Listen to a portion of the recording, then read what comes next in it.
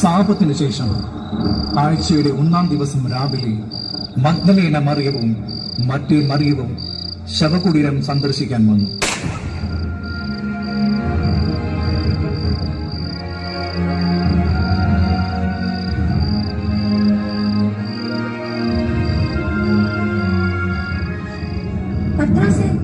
കർത്താവിനെ അവർ കല്ലറയിൽ നിന്ന് മാറ്റിയിരിക്കുന്നു.